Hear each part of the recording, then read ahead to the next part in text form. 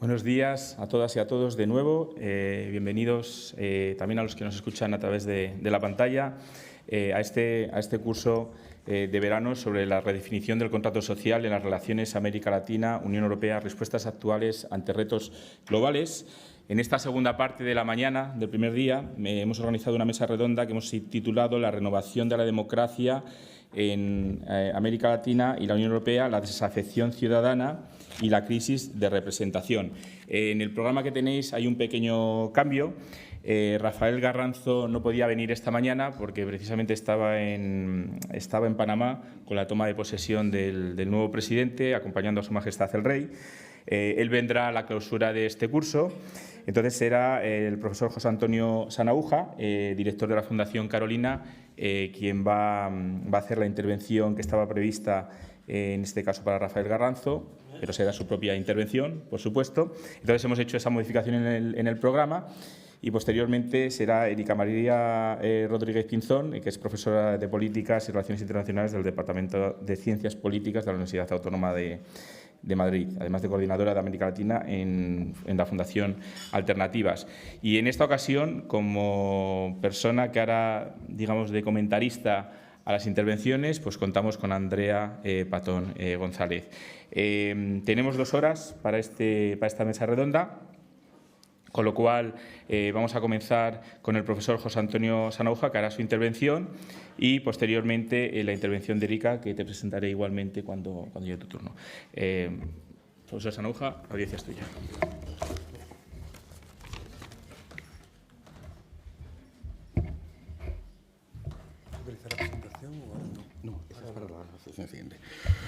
Pues muchas gracias, Miguel Ángel, por esta introducción. Bueno, yo quisiera comenzar con una pequeña aclaración, ¿no? Acudo a este curso con un rol institucional como director de la Fundación Carolina, pero ahora voy a hacer un paréntesis, ¿no? Y voy a asumir mi condición de hace muchos años, que nunca uno abandona, que es la de académico. Por lo tanto, lo que voy a hacer es una reflexión de carácter académico como profesor complutense, aunque ahora esté en situación de excedencia, y es importante hacer este descargo de responsabilidad. Lo que voy a afirmar lo hago como académico y en nada supone una toma de posición institucional respecto a la Fundación o cualquier otra entidad a la que esté asociada. También, digamos, con este cambio de programa, han coincidido 2 intervenciones por mi parte, una ahora y otra en la siguiente mesa redonda.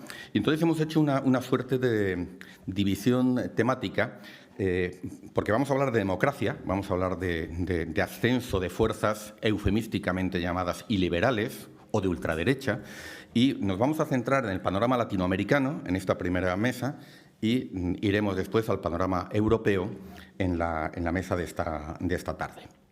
Dicho esto, yo quisiera centrarme y voy a desarrollar 3 grandes ideas que ahora quisiera enunciar a modo de grandes titulares, ¿no? La primera de estas ideas es que América Latina vive un periodo de amplio, permitirme llamarlo así, malestar en la democracia, que se traduce en altos niveles de desafección democrática, desconfianza en las instituciones, cuestionamiento de las élites tradicionales y de sus formas de gobierno, y expectativas en ascenso respecto a las políticas públicas, la transparencia, la rendición de cuentas. Esta es la primera idea. La segunda idea es que esta insatisfacción con la democracia se expresa a través de actores, agendas y procesos nacionales de cada país. Adquieren cada país sus propias formas, pero se está sincronizando con una tendencia global que alimenta el ascenso de líderes y fuerzas nacionalistas y liberales y en ocasiones de extrema derecha. Es decir, quisiera en ese sentido insistir en las diferencias, pero también en las analogías, en el sentido de que América Latina ahora está sincronizándose con esa tendencia más amplia. Y tercera idea fuerza, asociada a las anteriores. Los problemas de la democracia en América Latina no se limitan a los países donde hay gobiernos autoritarios. Es decir, es una visión muy restrictiva y limitada pensar que los problemas de América Latina, de la democracia en América Latina, se limitan a Cuba, a Venezuela y a Nicaragua, a ese nuevo eje del mal que ha identificado el presidente Trump. Y no quiero con esto decir que esos 3 países no viven una situación crítica, dramática, como ya se ha expuesto, ¿no? pero no debemos, digamos, caer en la autocomplacencia en el resto, diciendo, bueno, como esos 3 países están mal, en el resto no tenemos que preocuparnos. Hay tendencias de fondo mucho más amplias. Bueno, a partir de ahí, permitirme recordar que entre 2017 y el presente año, América Latina vive lo que se ha llamado un superciclo electoral que ha abarcado elecciones legislativas o presidenciales, nada menos que en 14 países de la región. Y solamente en 2018 hubo cambios de gobierno en 8 países: Brasil, Chile, Colombia, Costa Rica, Cuba, México, Paraguay y Venezuela. Ese ciclo electoral continúa en este año 2019 con elecciones legislativas o presidenciales, por orden de nuevo cronológico, en El Salvador, las tuvimos en febrero, Panamá, mayo, ahora es la toma de posesión, Guatemala, recientemente en junio, y en octubre tendremos Argentina y Bolivia. Y pueden suponer cambios, de nuevo, que modifiquen el escenario político de la región, como lo han hecho las elecciones anteriores. Bueno, primero hay que constatar, hay que recordar que para la mayor parte de estos países estos comicios pueden verse como expresión de una normalidad democrática. Esto se dice muchas veces.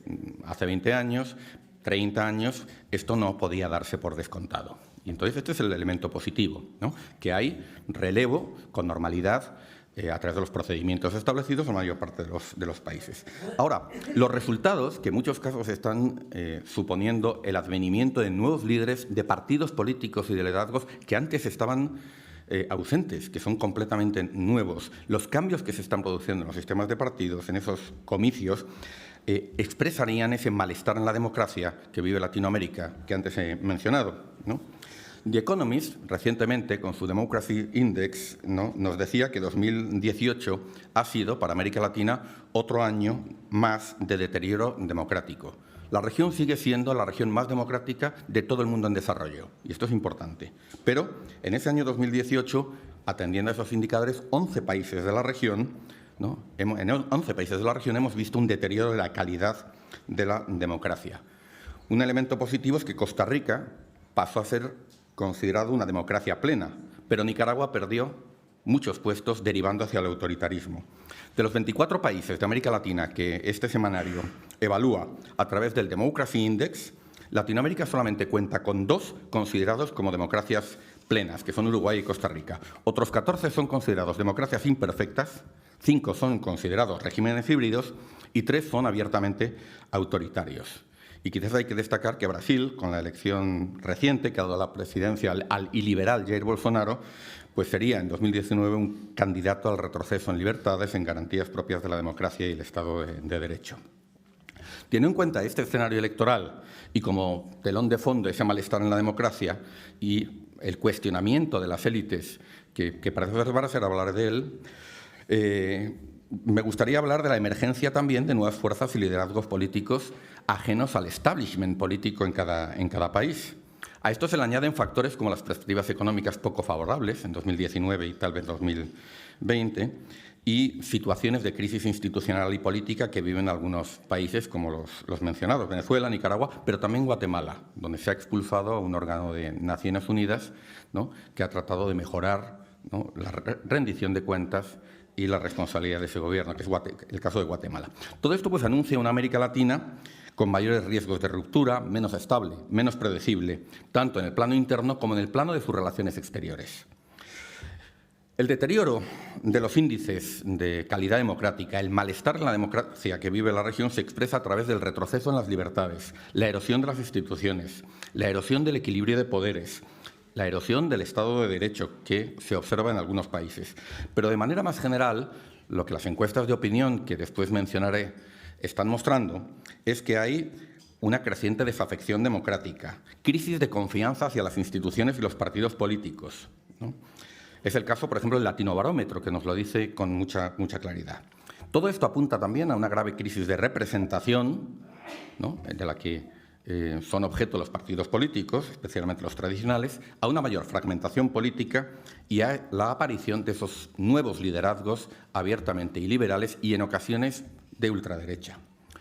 La región también se ve afectada por tendencias como la aparición de nuevos clivajes o divisorias políticas, nacionalismo versus cosmopolitismo, abierto versus cerrado, homogeneidad versus diversidad social, cultural o de opción sexual, diversidad, clivaje respecto a los derechos de las mujeres, pro o anti-mercado. Lo que supone que el conflicto social y político ya no se explica solo ni principalmente a través del eje izquierda-derecha. Estos problemas se presentan en cada país con distinta forma y alcance, a través de las particulares circunstancias y mediaciones nacionales. Pero en conjunto, más allá de las especificidades de cada momento, de cada país, en conjunto sitúan a América Latina dentro de una tendencia ya verdaderamente global de retroceso a la democracia y de cuestionamiento del orden internacional liberal, impulsado por el ascenso de estas fuerzas iliberales, nacionalistas, de extrema derecha. Los resultados de ese ciclo electoral están transformando el mapa político de la región. La etapa dominada por gobiernos liberal-conservadores, tras el ciclo progresista anterior, parece haber tenido escaso recorrido y se afirma un escenario regional más polarizado e incierto.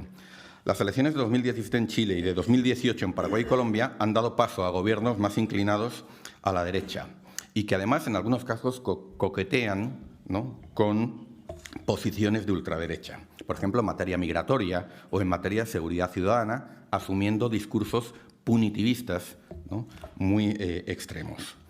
Las elecciones en Costa Rica, por ejemplo, ¿no?, aunque confirmaron al oficialismo, vieron aparecer fuerzas de extrema derecha religiosa inéditas en este país. Posteriormente, la profesora Rodríguez Pinzón va a hablar del papel de los evangélicos, que es muy importante también para entender la situación de la región. Este es un tema que se lo dejo a ella.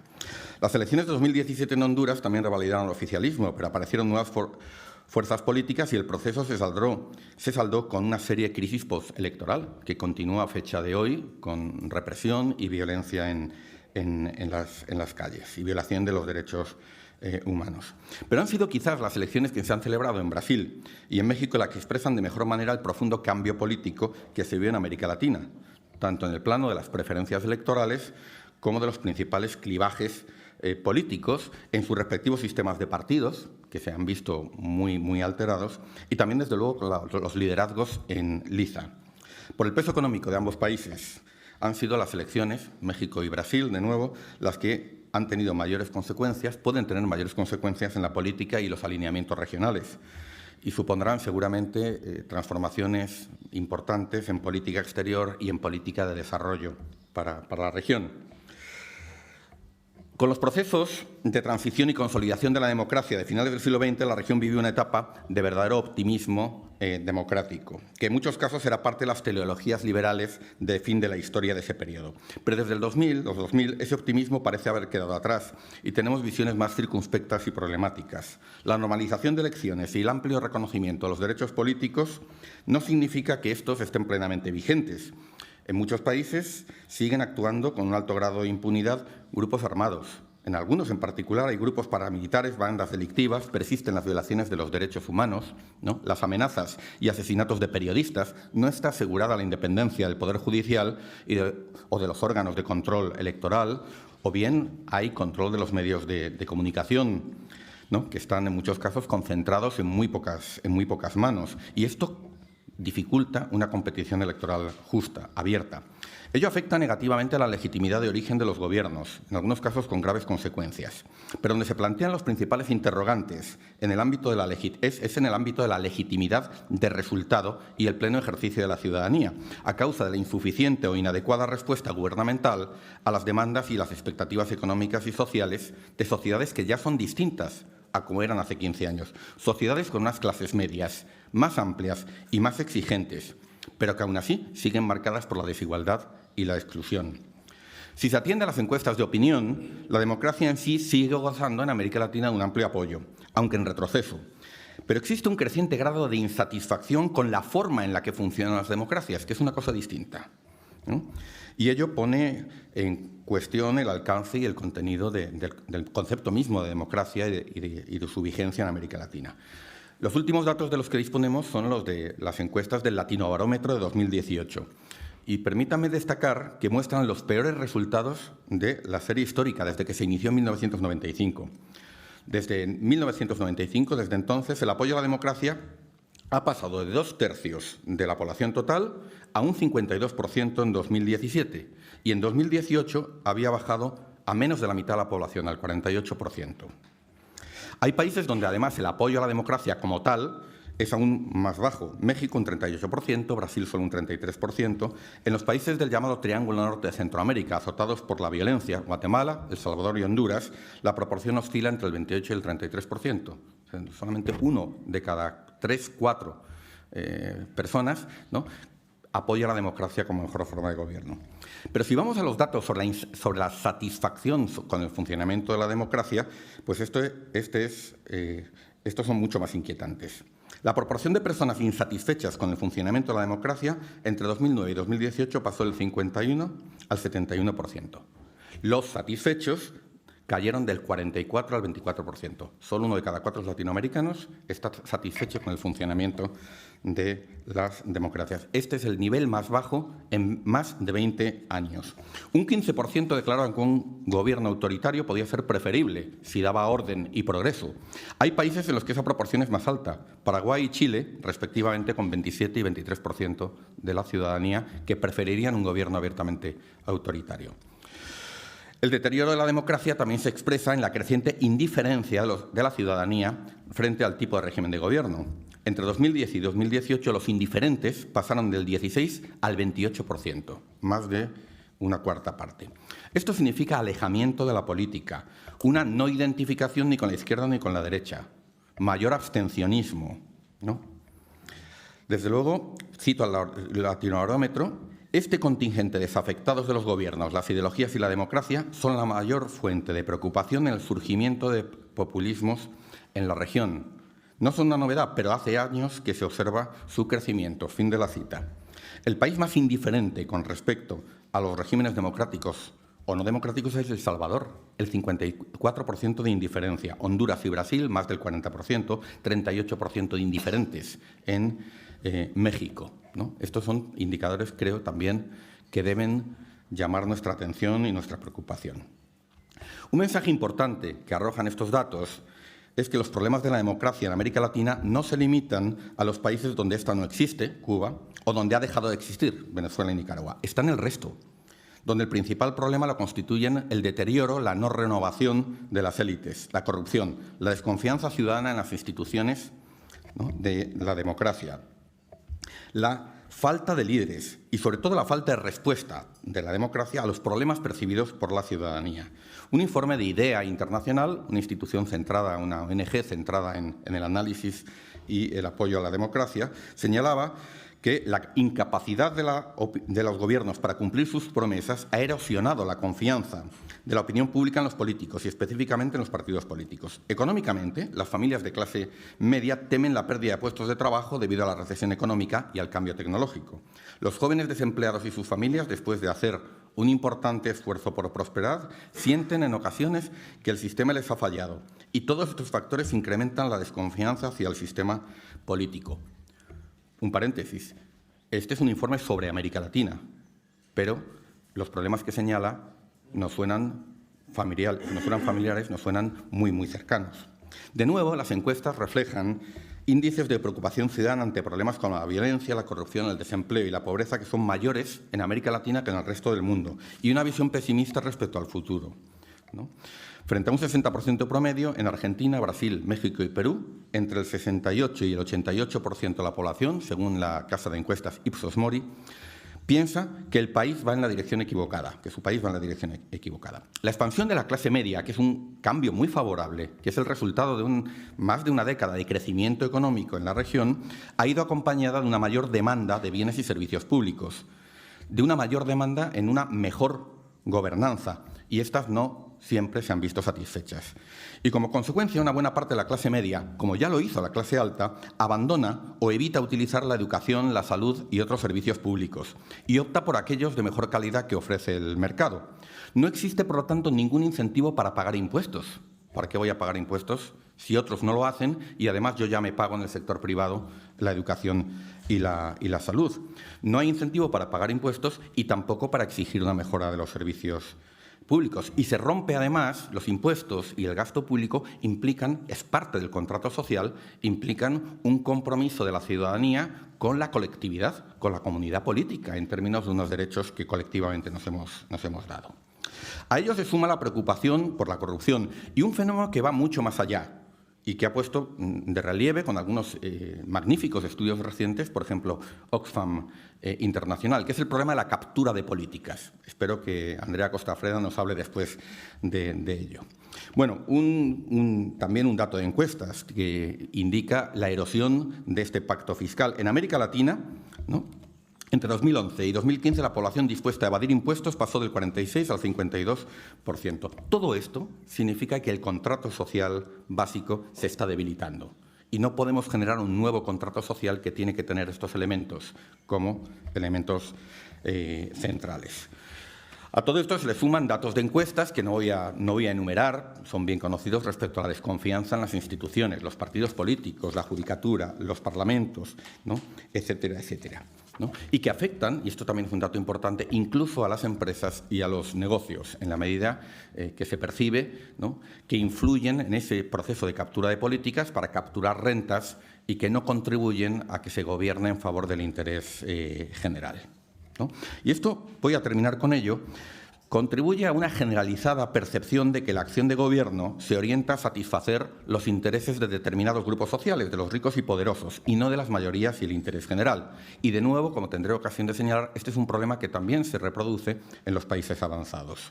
Encuestas de Ipsos Mori de 2017 mostraban que el 95% de los mexicanos, el 81% de los brasileños, el 72% de los peruanos y el 69% de los argentinos pensaba que la acción de gobierno de su país estaba amañada a favor de los ricos y poderosos. Según una encuesta de Gallup encargada por la OCDE, en 2016 en Latinoamérica, 8 de cada 10 personas veían a su gobierno como corrupto, respecto a 6 de cada 12 en el conjunto de la OCDE, ¿no? El Latinobarómetro de 2017 muestra que de 2006 a 2018 la proporción de personas que pensaba que se gobernaba para unos cuantos grupos poderosos en su propio beneficio pasó del 61 al 79%. En Brasil y México se situaba en torno al 90% del total. Y como apunta el propio Latinobarómetro, en esos dos países el voto indignado ha sido clave para la elección de un presidente que se percibe como ajeno al establishment tradicional para así probar mejor suerte, ¿no? Este voto indignado puede, en definitiva, y termino, entenderse en clave de una rebelión contra las élites que se observa a escala mundial, de la que se nutre, que retroalimenta el discurso pueblo versus élites de líderes como Bolsonaro o el propio López Obrador, y que también tiene su reflejo en otras latitudes, en Europa, sin ir más lejos. Y en la propagación de estas narrativas y discursos tienen también un papel clave unos medios de comunicación más polarizados, más ideologizados y más fragmentados a través de las redes sociales, ¿no? Este malestar en la democracia nos interpela. Apela en concreto a la reconstrucción del contrato social. Supone concepciones de la democracia y la ciudadanía más amplias, que no se limiten a un sistema de participación política y de legitimación y renovación de gobiernos por vía electoral, que entiendan la democracia como vigencia del Estado de Derecho, como sistema de garantías, titularidades y derechos, lo que en anglosajonia se llaman los entitlements. Derechos que no solamente se limitan al ámbito social y político, al ámbito político y civil, sino que también tienen que extenderse a los derechos sociales, económicos y culturales, con niveles mínimos de protección para todos. Es, en definitiva, una agenda que sitúa la renovación, la reconstrucción del contrato social en el centro. Sin esa renovación, esa reconstrucción del contrato social en el frente, difícilmente podremos hacer frente a unos problemas, a un malestar en la democracia que, insisto, no se limita a determinados países, que afecta al conjunto de la región. Muchas gracias.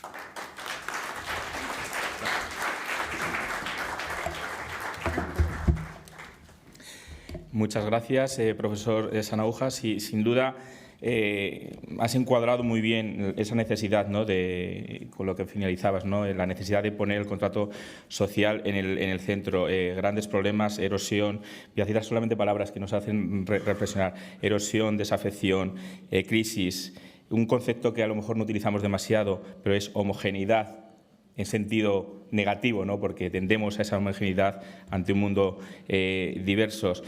Esa falta de polaridad en la que ya no hay izquierda y derecha, que has mencionado también, y esos, digamos, de alguna manera, giros que se están dando en diferentes países latinoamericanos. La importancia de esas estadísticas, de ese latinobarómetro, de esos informes y analizarlos para realmente saber cuál es la situación donde tenemos que ir. De ahí la importancia de la academia, que señalabas muy bien esa diferencia de ese diferente sombrero que tienes y en el que de alguna manera quieres expresar a través de tu ponencia aquí. Esa desafección y esa desatisfacción ciudadana, muy importante, tal vez una de las cuestiones que tenemos que debatir también aquí de manera profunda, y todo ello con un marco general que es la democracia. ¿Hacia dónde va esa democracia que tanto nos ha costado construir? Reflexiones para el debate posterior, pero ahora quiero dar paso a la siguiente ponente, Erika María Rodríguez Pinzón,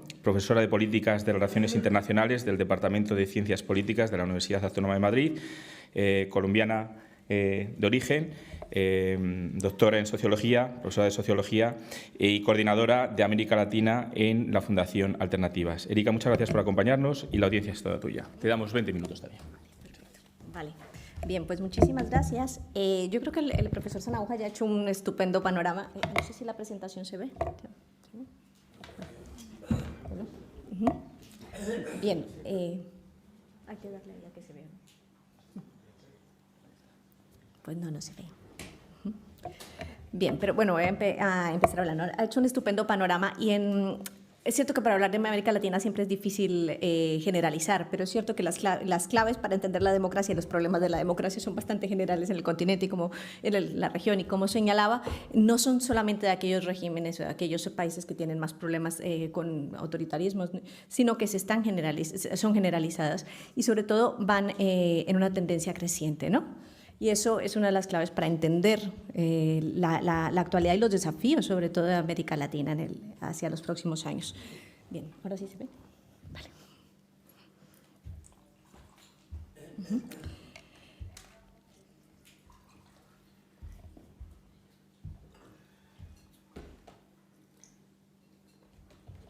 A ver.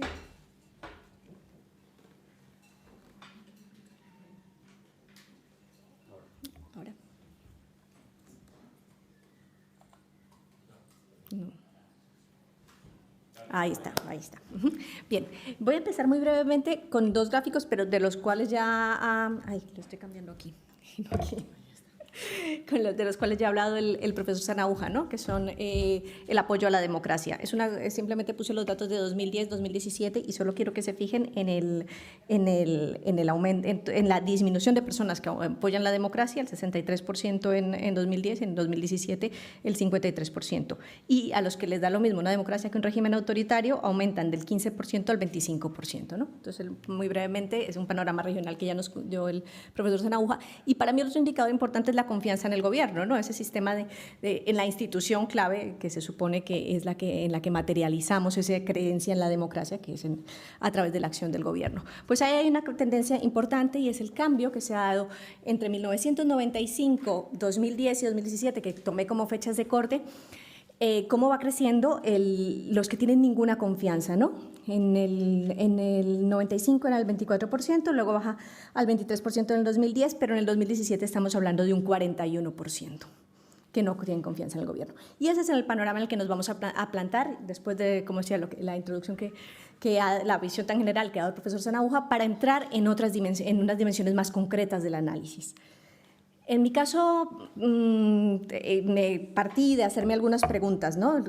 Ante la pregunta que se hacía para la mesa redonda. Para mí hay unas preguntas claves después de entender el contexto regional o el panorama general. Lo primero es cómo son los procesos de renovación de la democracia y cuáles son las dimensiones a considerar, ¿no? ¿Cómo se renueva una democracia? Es una cosa que nos tenemos que preguntar todos, inclusive en Europa esa pregunta es absolutamente vigente. ¿Cómo se renuevan las democracias?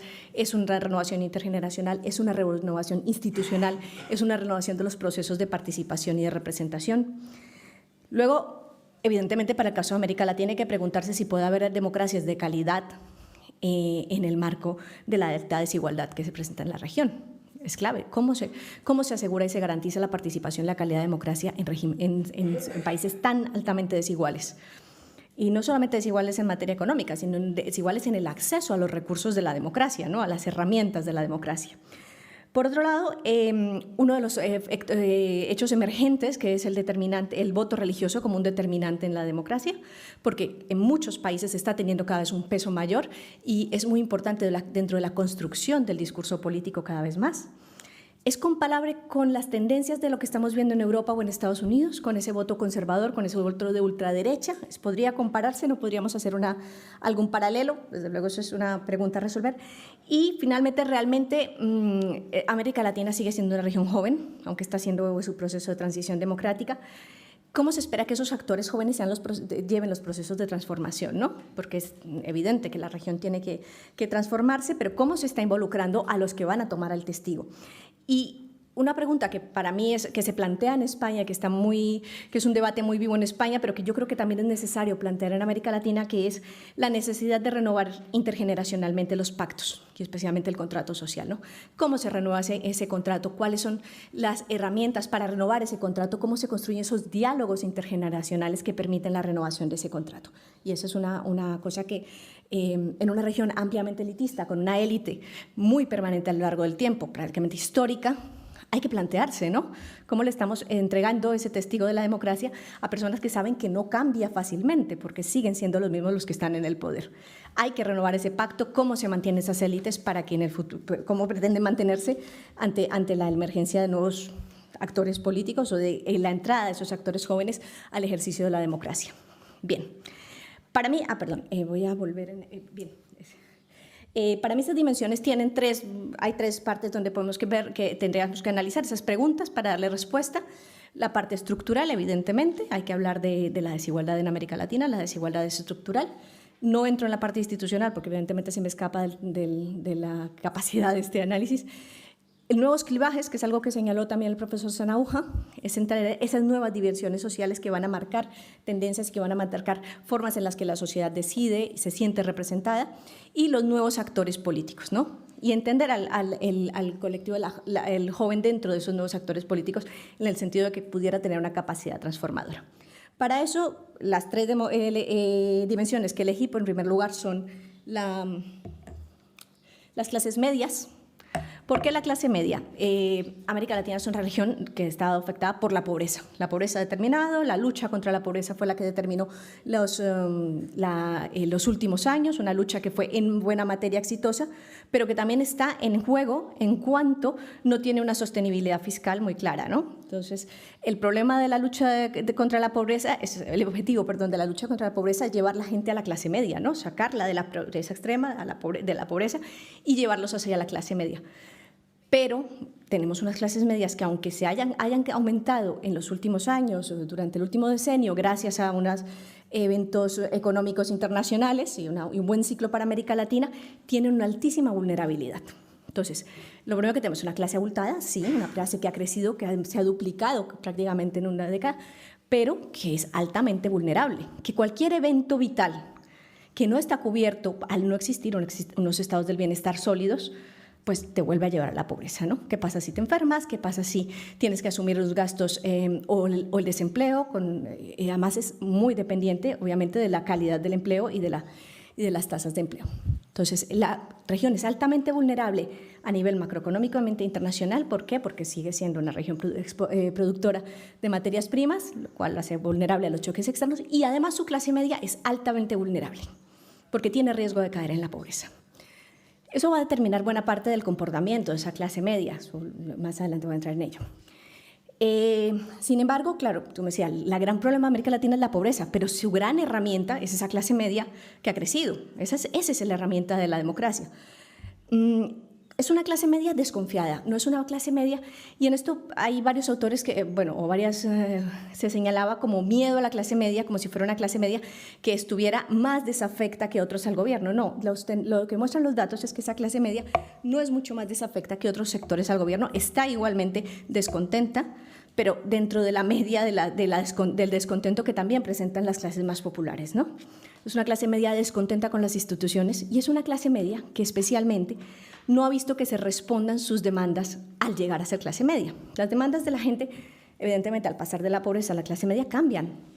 demandan más servicios, demandan más bienes públicos, demandan otras clases y otra calidad de bienes públicos. Y esas demandas no se han visto resueltas, por lo cual también hay una desafección con el sistema institucional, no solamente con el gobierno, sino que ya con todo el reflejo en las instituciones y en las políticas públicas. Bien, aquí hay algunos datos de esa desafección para demostrar que está dentro de la media de la desafección y del descontento popular.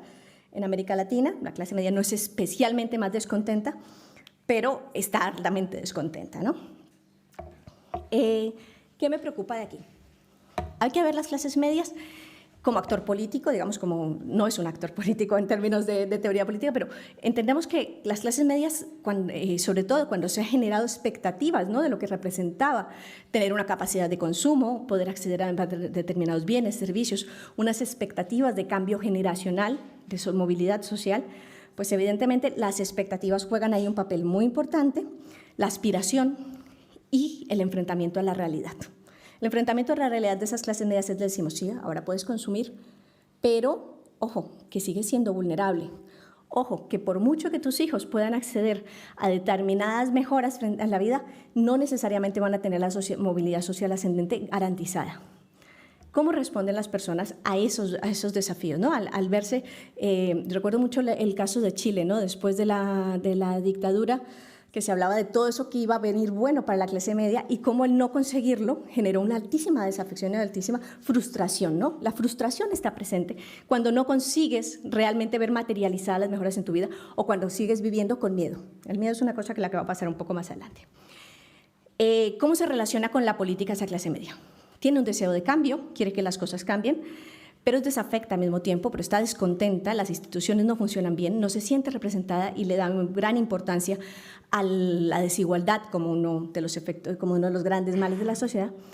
Y es una clase media con miedo. Como decía, tiene un miedo vital porque sabe que no está anclada, digamos, en esa posición que ha conseguido, posición económica, pero además tiene miedo porque el contexto en general, tanto el contexto económico como el contexto social, tiene altos niveles de riesgo, ¿no? Y el riesgo, además, es riesgo vital, porque estamos hablando de una de las regiones más inseguras del mundo. Entonces, la seguridad aquí juega un papel muy importante. Y juega un papel importante porque no solamente genera miedo a los que han conseguido tener algo, ¿no?, que te roben, que pierdas esos medios de vida, sino que además tiene un miedo, un rechazo a otras clases de las que se supone provienen las amenazas. Y ese es uno de los grandes desafíos. Es que así como en Europa se ha construido el discurso del miedo viene de fuera, ¿no?, la amenaza viene de fuera, en estas sociedades la amenaza viene de dentro. Viene de las comunas, viene de las favelas, viene de los cerros orientales en el caso de Bogotá. Entonces, esa división que se construye, ¿no? Yo llego a la clase media y ahora tengo miedo de los otros porque son fuentes de amenaza. La desigualdad social no es solamente un problema en el sentido social de los derechos de las personas, sino también una ruptura de ese contrato social, porque se construye un otro dentro de tu propia sociedad y al cual esto es un discurso securitizador muy importante que le da un peso como la amenaza, como el enemigo. Y por tanto, y aquí es muy importante tenerlo en cuenta, el miedo es un movilizador. Y esta es una de las grandes, para mí es uno de los grandes desafíos, es que en cuanto el miedo sea un movilizador político, va a ir en contra y en detrimento de la democracia. ¿Por qué? Porque promueve soluciones fáciles. Y ese es el gran dilema, ¿no?, los procesos de punitivización. Pongamos penas de cárceles más altas. Eso es muy fácil decirlo, pero no soluciona nada. Las cárceles están a tope en América Latina y el crimen no baja. Vamos a bajar la edad penal porque los jóvenes cometen crímenes. Es una cosa en la que entraré más adelante, ¿no?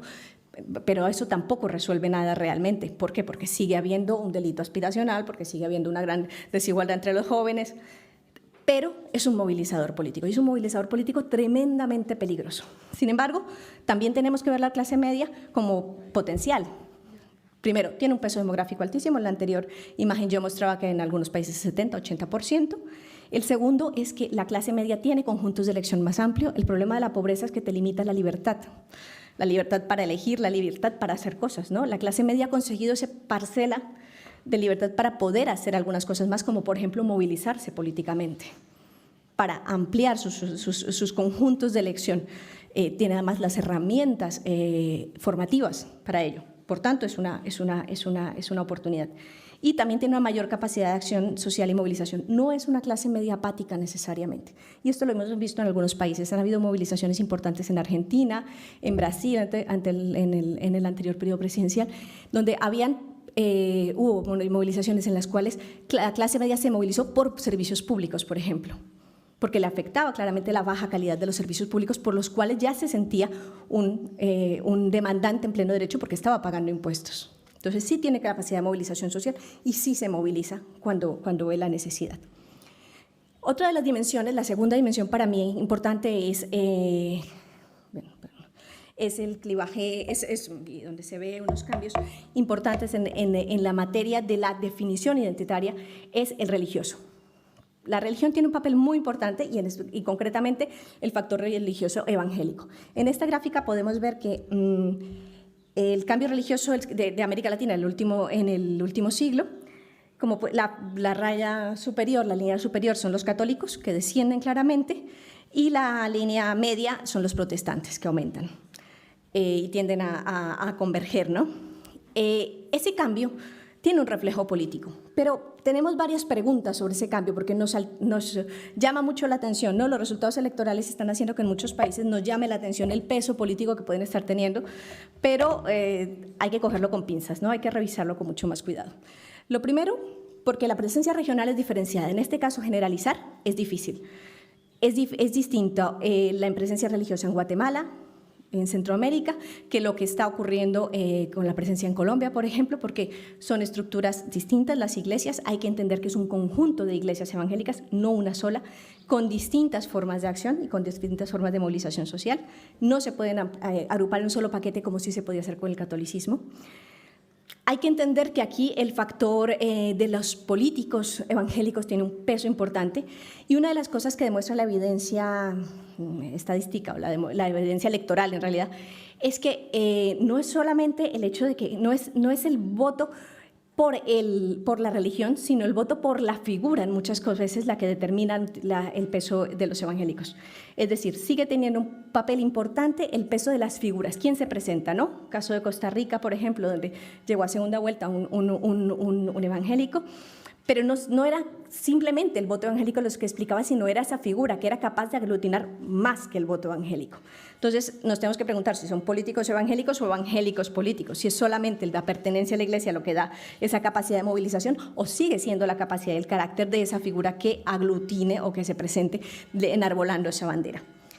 Como proyecto político, y aquí es donde más me interesa adentrarme, ¿no?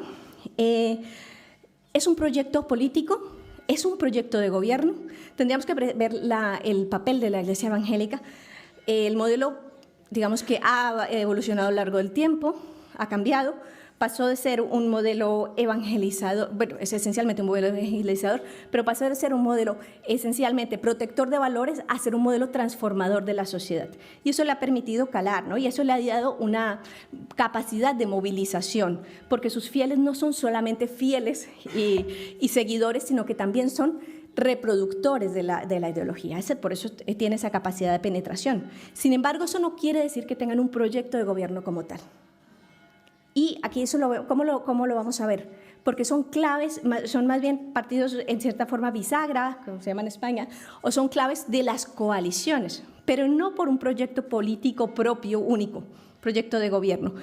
En eso se diferencia, por ejemplo, cuando podíamos verlo en el caso con las derechas europeas tienen proyectos de gobierno. Los evangélicos en América Latina no tienen un proyecto de gobierno claro, ¿no? Aquí hay temas en los que son especialmente comunes a todos, ¿no? Contra el aborto, en la defensa de los valores tradicionales, pero en eso les permite pactar con otros partidos. Hace un rato en el café hablábamos del caso de México, AMLO ha pactado con los evangélicos, pero en la mayoría de países pactan con los países conservadores. En el caso de Colombia tuvieron un peso muy importante en el plebiscito por la paz. Los evangélicos tuvieron un peso importante en la definición del no al plebiscito por la paz, pero bajo la bandera de Uribe, no como ellos solos. Entonces, ellos estaban vinculados a un proyecto conservador que estaba por encima y que ponía en cuestión el proceso de paz, pero estaba por encima del proyecto político propio. Hay una cosa que sí me parece importante a nivel sociológico de los evangélicos y es la construcción de comunidad. Y es una cosa que no podemos perder de vista porque estamos hablando de contrato social. Y ese contrato social que hemos visto que las clases medias tienen miedo de otras clases, que hemos visto que hay rupturas intergeneracionales del contrato social, pero los evangélicos tienen capacidad de construir comunidad. Y en eso es lo que refleja parte de su éxito, ¿no? El ser capaces de construir identidades y puntos de comunión, inclusive interclases. En los años 70, en los años 80, hablábamos de unos grupos evangélicos que estaban especialmente en los sectores rurales. Ahora hablamos de grupos evangélicos que han penetrado verticalmente en las sociedades en América Latina, es decir, han entrado a los sectores productivos, a los profesionales. ¿Cómo son capaces de construir comunidad? Y esa capacidad que han tenido y por qué había ese espacio abierto para que alguien viniera a aglutinar con sentimiento de comunidad a alguien, ¿no? Es crear ese sentimiento. Eso es una de las dimensiones que para mí sí son importantes y que hay que revisar. Digamos que ese espacio está vacío. Yo puedo hacer algunas hipótesis, por ejemplo, el cambio en la doctrina social de la Iglesia Católica aportó, porque hubo un cambio muy profundo en el que la Iglesia dejó de ser incluyente en muchos sentidos, cuando sí lo fue hasta los años 70 en América Latina. Bien, voy a dejarlo ahí porque me queda poco tiempo. Sí. Bien, y finalmente quiero cerrar con un tercer actor, ¿no? Y en este caso son los nuevos actores. ¿La juventud es un nuevo actor? Sí, no, es un actor que ha estado siempre ahí, pero los jóvenes cambian y las generaciones cambian y las expectativas de las generaciones cambian. Y ese cambio hace que tengamos que estar generando continuamente herramientas nuevas para poder dialogar con los jóvenes, integrarlos y hacer que tengan una ciudadanía efectiva. Lo primero es que las ciudadanías no empiezan a los 18 años cuando puedes votar, ¿no? El joven tiene que entender que vas a ser un ciudadano desde mucho antes. La construcción de esa ciudadanía va de antes. Y eso pasa por los procesos de socialización. Y aquí voy a mencionar una cosa que el profesor Sanahuja había mencionado. Y es que al tener procesos de socialización dispares, tenemos también ciudadanías excluyentes construidas desde la base. La educación tiene un papel muy importante. La educación, donde se divide ricos, clase media y pobres, no es un proceso de socialización formal y en América Latina tiene un papel muy relevante porque construye sociedad excluyente. No hay principios comunes de construcción de socialización. Me imagino que todos los que somos latinoamericanos de origen tendremos muchos ejemplos de cómo se hacen divisiones desde la infancia, de hecho, donde no hay una construcción de ciudadanía. ¿Cómo voy a esperar que cuando tengan 18 y voten tengan sentimiento de ciudadanía cuando han crecido excluidos, ¿no? En guetos pequeños, cada uno en su sitio, sin mezclarse, sin esa idea de transversalidad social y de solidaridad entre clases? Otra cosa que afecta gravemente esta exclusión, porque yo creo que la política con los jóvenes está marcada claramente por la exclusión, es el capital social como patrimonio. Tú no solamente heredas dinero, no solamente heredas la casa de tus padres, es que heredas el capital social. Y eso es uno de los grandes problemas de la pobreza. La pobreza excluye porque te quita herramientas para hacer tu vida de ciudadano. Cuando el capital social se hereda, la desigualdad en el capital social también se hereda y la capacidad de participación política. Esto tiene que ver con mayor desigualdad, pero no solamente desigualdad, como decía, económica, sino en el acceso a la representación política. Y finalmente, aquí como se me ha terminado el tiempo, voy a cerrar con una cosa que me parece muy importante, y es el peso de la criminalización de los jóvenes de clases bajas. Cuando hablábamos de esa sociedad excluyente en la cual el otro es concebido como enemigo, es que el problema es que ese otro es esencialmente joven. Y eso nos está haciendo, tenemos un futuro minado en ese sentido, ¿no? ¿Qué pasa con ese populismo punitivo? Que apunta especialmente a los jóvenes, a esos jóvenes que tienen problemas de inclusión, que tienen una serie de problemas sociales estructurales, pero se les ve como amenaza a ellos. Yo he tenido la oportunidad de visitar cárceles de jóvenes en muchos sitios de América Latina y te das cuenta que el perfil es muy similar, ¿no? Tú estás porque estás aquí por consumo de drogas o por tráfico de pacientes en pequeño nivel y estás minado como generación, porque afecta especialmente a una parte de la población.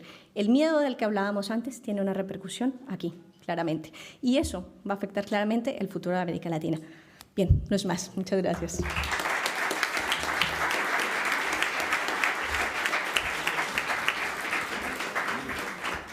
Muchas gracias, Erika. Sin duda, una presentación muy compleja, como lo es la sociología en sí, temas muy diversos pero que también tenemos que tener en cuenta los que has tocado, ¿no? Hablando de esos problemas estructurales de las clases medias, ¿no? El problema al que se enfrentan las clases medias, que, bueno, pues que ha creado ese proceso democrático y que ahora mismo ven sus temores en la desaparición de ese poder adquirido, pero que al mismo tiempo son pilares de la sociedad, ¿no? Y cómo ese miedo es un factor de movimiento a la hora bueno, pues de ver todo lo que está pasando y analizar todo lo que está pasando a nivel, en este caso Latinoamérica, pero a nivel global, ¿no? Ese miedo al otro o ese miedo a perder lo que tiene. Es un factor también muy importante del que quizás no se habla demasiado o se habla de manera bastante negativa, es el factor religioso, que también las has mencionado. Una visión muy diferente, a lo mejor, la que tenemos ahora mismo en Latinoamérica con la que tenemos en Europa, siendo Latinoamérica un país mucho más religioso y Europa, pues, bueno, pues ahora mismo más, digamos, agnóstica, por decirlo, salvo en algunos países donde la religión todavía tiene esa influencia, pero esa capacidad de construcción de las comunidades, ¿no? Del factor religioso que también hay que tener en cuenta y que, en definitiva, forma parte de nuestra cultura y de nuestra historia y de nuestro día a día, y que todavía sigue en el debate político, tanto europeo como actual. Y, finalmente, ese tema tan crucial como es la juventud. La exclusión de la juventud en esa participación ciudadana. Sin duda, un análisis muy profundo. Yo me quito el sombrero por haberlo realizado en 20 minutos, pero todavía ahora vamos a tener una hora para el debate, para profundizar. Pero sí que me gustaría saber cuál es la visión que tiene Andrea Patón González, que ella es del grado de Relaciones Internacionales de la Universidad Complutense. Te agradecemos que estés aquí y estamos atentos a tu interpretación de lo que has escuchado aquí. Te damos 5 minutos para ello y luego comenzamos el debate. Vale, perfecto. Pues muchas gracias Erika, muchas gracias José Antonio. A mí, bueno, por razones obvias, la cuestión de la juventud pues me ha tocado mucho y creo que voy a apelar a mi intervención sobre la juventud. Y es que, bueno, me ha parecido muy interesante la cuestión de cómo estamos renovando esa democracia, incluyendo estos actores jóvenes, cómo vamos a hacerlos partícipes, porque en cierto modo todos los jóvenes que por lo menos estamos aquí presentes hemos nacido en democracia. No sé si somos capaces de valorar todo lo que ha costado esa democracia. Entonces es que algo como que hemos dado por hecho. Entonces parece que hemos avanzado en la renovación, en ese paso intergeneracional, pero estamos viendo que las fuerzas ascendentes suponen una vuelta atrás sobre los valores que hemos logrado. O sea, ese auge de estos hombres fuertes que están en contra de la mayoría de derechos humanos alcanzados, en contra de las leyes de género, en contra del colectivo LGTBIQ, todo eso responde a una vuelta atrás que a los jóvenes nos está afectando y que nos va a afectar porque es el futuro cercano. Yo me acuerdo, bueno, lo típico que te dicen tus padres de no vas a vivir, vas a perder calidad de vida, no vas a vivir como nosotros, el piso en la playa te puedes olvidar, claro, pero es que ya no es piso en la playa, es que nuestros hijos, de los que estamos aquí presentes, puede que no puedan respirar el mismo aire que estamos respirando. Es que es totalmente diferente, entonces tenemos que llevar a cabo ese despertar que tenemos las fuerzas, tenemos las ganas, sin embargo tenemos que entrar en ese establishment, en esa manera de funcionar que tiene la política, las instituciones, para que esto sea de verdad. Y bueno, a mí también me ha llamado la atención de la intervención de José Antonio la cuestión de la mercantilización del voto, de cómo se está utilizando el voto como un castigo por motivos económicos y cómo las redes sociales están afectando, y la desinformación, que es algo que nos afecta mucho a los jóvenes, cómo está teniendo a ver, que yo me explico un poco regulero,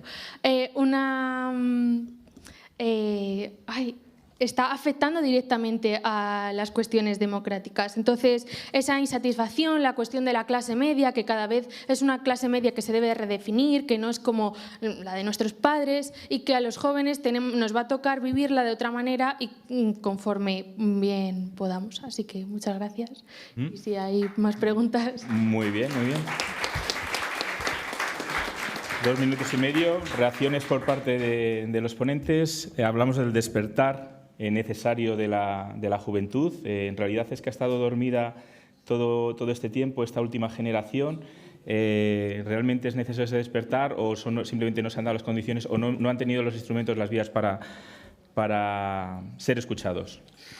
Bueno, yo quisiera hacer un comentario ligando tanto la intervención de la profesora Rodríguez Pinzón como la intervención de nuestra comentarista, de Andrea, que tiene que ver con la forma en la que normalmente nos aproximamos a la cuestión de la desigualdad, ¿no? Y es que tenemos profusión de datos estadísticos sobre la desigualdad de renta y normalmente utilizamos el índice de Gini u otros índices análogos que hacen un corte en un determinado momento, cronológicamente, y nos dicen cuán polarizada está la distribución de la renta, del ingreso.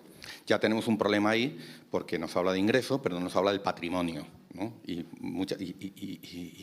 Y tenemos que pensar también en que las cifras de PIB no recogen esos activos que muchas veces marcan la diferencia. Primer elemento. Bueno, podemos incluso ampliar nuestra concepción de desigualdad e introducir la desigualdad de género, la desigualdad por razones socioculturales, étnica, por lugar de residencia, y vamos a tener una visión más multidimensional y compleja. Pero, de nuevo, se trata de un corte en un determinado momento. Y esto no quiero quitarle importancia, la tiene y es determinante, pero no le estamos prestando suficiente atención a la desigualdad de oportunidad. Y un elemento importante del contrato social es la suposición de que las sociedades son sociedades abiertas. Abiertas en el sentido, ¿no?, de que el origen, la cuna, no determina tu suerte en la vida, o debe hacerlo en pequeña medida. Entonces, lo que estamos teniendo, me parece que la cuestión clave radica justamente ahí, y que tenemos que poner el acento en mucha mayor medida en la desigualdad de oportunidad. ¿Por qué razón? Pensemos en primer lugar en Europa, adelantando algo de lo que esta tarde puede tratarse, y es en Europa, en los países avanzados, se está rompiendo la idea, nuestras sociedades son relativamente más abiertas, ¿no? Y fundamentalmente la educación, y especialmente la educación superior, ha sido un mecanismo, ¿no?, de ascenso social, a través del cual se podía escalar, a partir del mérito, se podía escalar posiciones, mejorar la posición en la vida.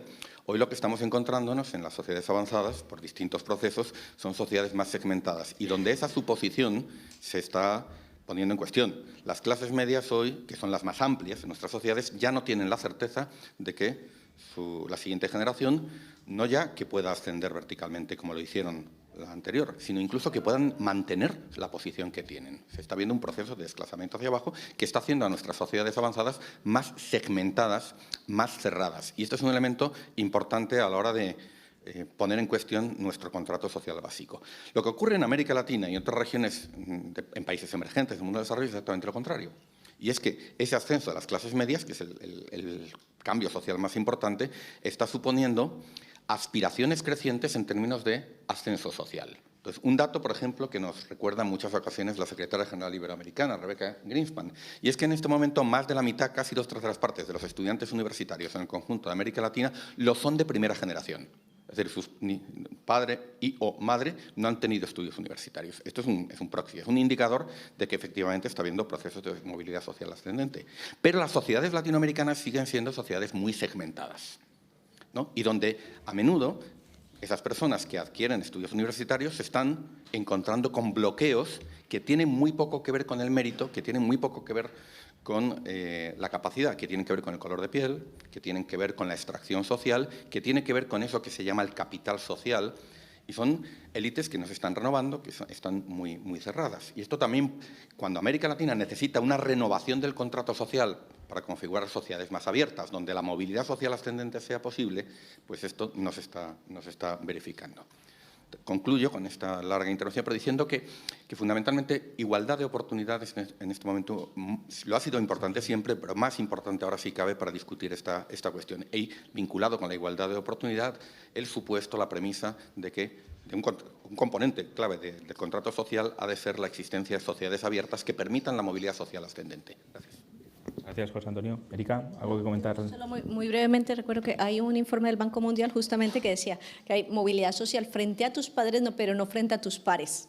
Porque es que justamente no solamente heredas el hecho de que te envíen a la universidad y hayan hecho un enorme esfuerzo para pagártela, que en América Latina además es un esfuerzo monetario muy importante, enorme, que además mina la capacidad económica de las familias, pero es que aunque estudies, no cuentas con el capital social, porque es que ese es un patrimonio, es que también te lo heredan, ¿no? El hijo el color de piel, lo que tú decías, el apellido, los contactos, el inglés, todo eso que te han dado y esa capacidad para actuar, además en sociedades que son claramente muy clasistas, ¿no? ¿Cómo te llamas? En América hay unos estudios muy interesantes que analizan cómo el nombre es un factor de movilidad social o de bloqueo social, ¿no? Si tienes un nombre gringo inventado, ya no eres gerente de la empresa, ya te quedas en un nivel más abajo, porque es un factor que ya determina hasta dónde puedes llevar el clasismo.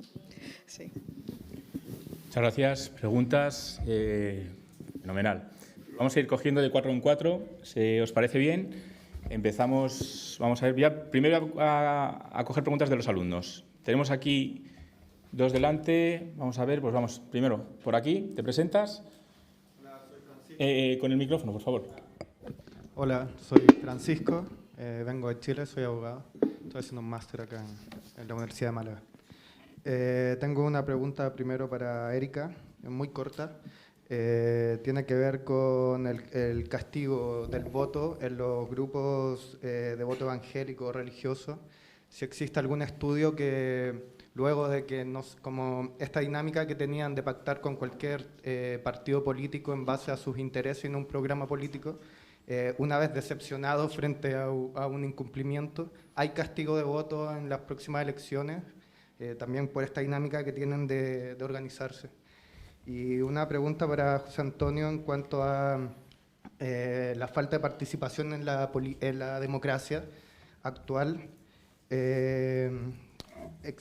¿Pasaría una solución a esta falta de participación con un nuevo régimen político o de participación?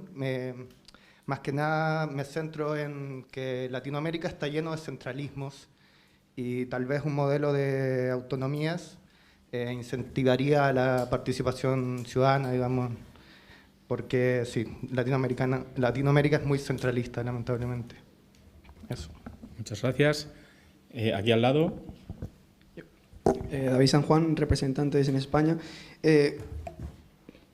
Una cuestión muy concreta, es decir, cuando has hablado de solidaridad vertical y horizontal, había una frase de Eduardo Galeano que decía que se hace política de caridad, que es vertical y humillante, y la política de solidaridad es una política horizontal de igual a igual.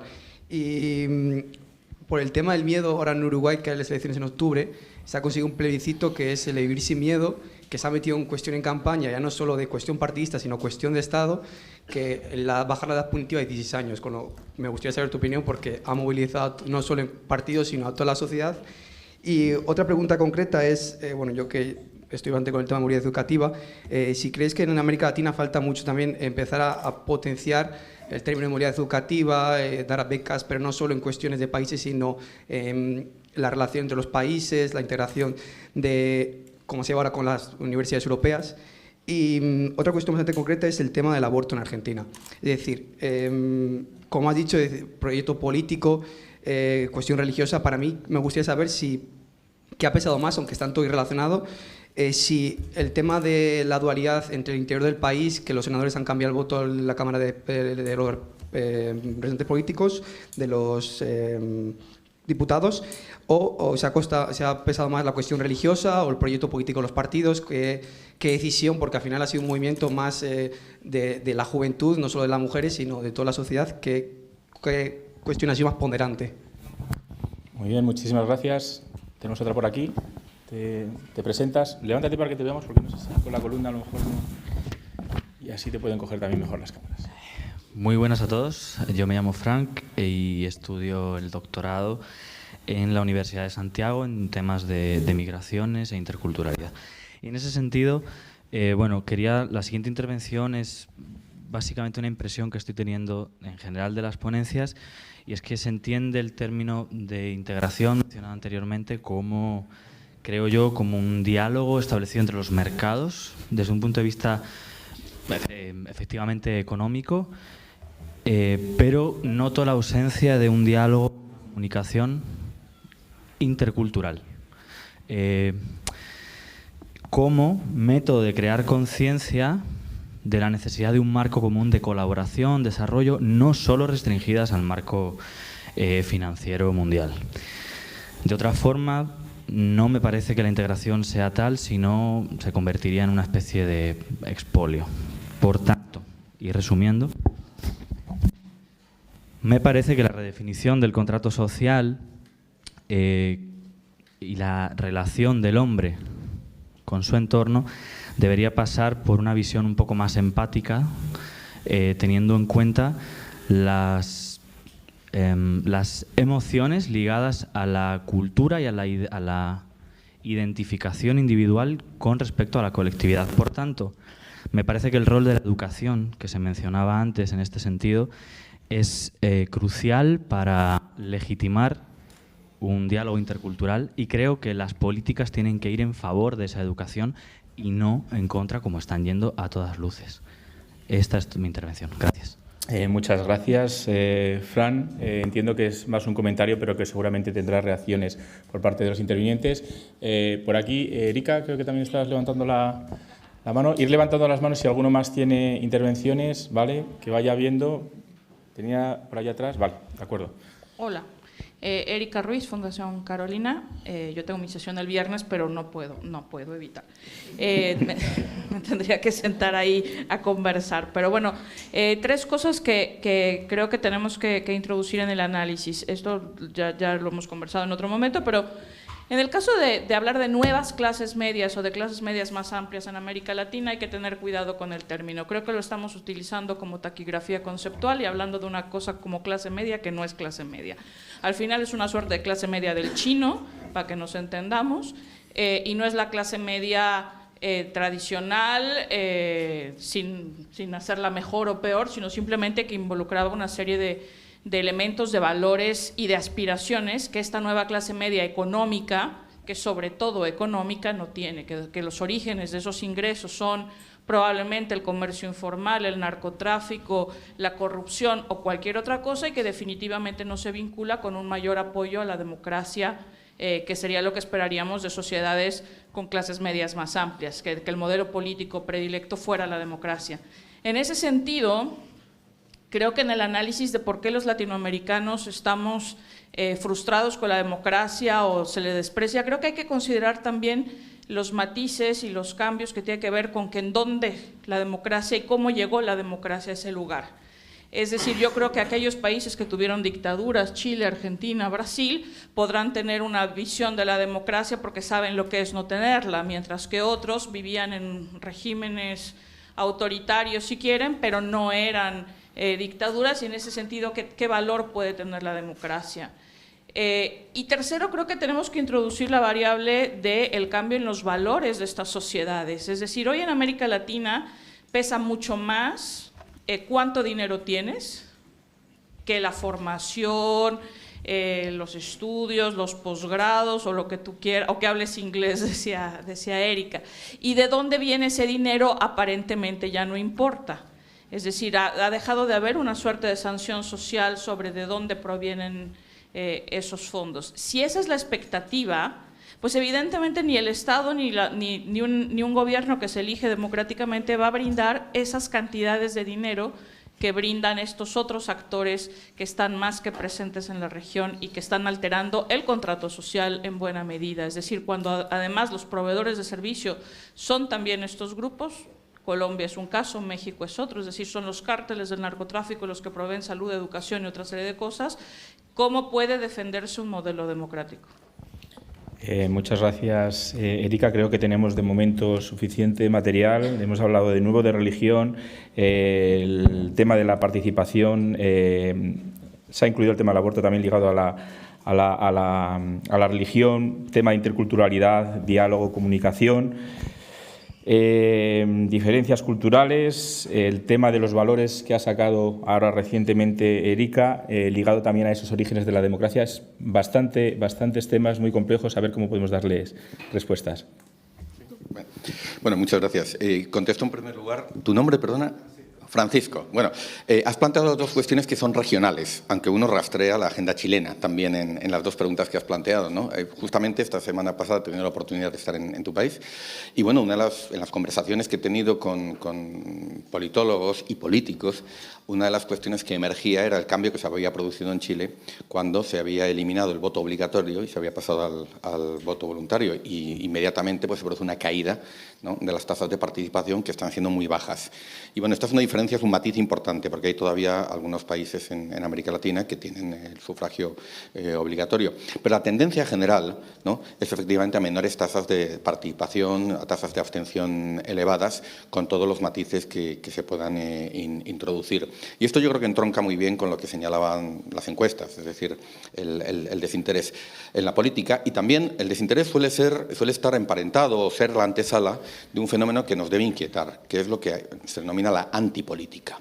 Es decir, el posicionamiento, ¿no?, en el cual se cuestiona la política per se, la política democrática, y que viene acompañado de discursos del tipo de todos los políticos son iguales, todos son unos corruptos, todos hacen lo mismo, etcétera, etcétera.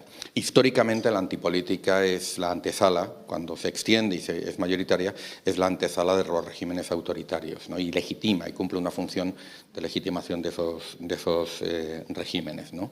Entonces, esto desde luego es una voz de alarma, ¿no?, y el caso chileno, como otros muchos, lo plantea.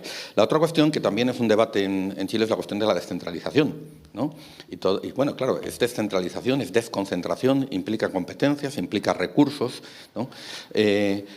En general, América Latina tiene la tendencia, de nuevo estoy generalizando, lograr una apreciación sobre esto, pero efectivamente tiene la tendencia, tiene una cultura política, una tradición de centralismo muy acusado.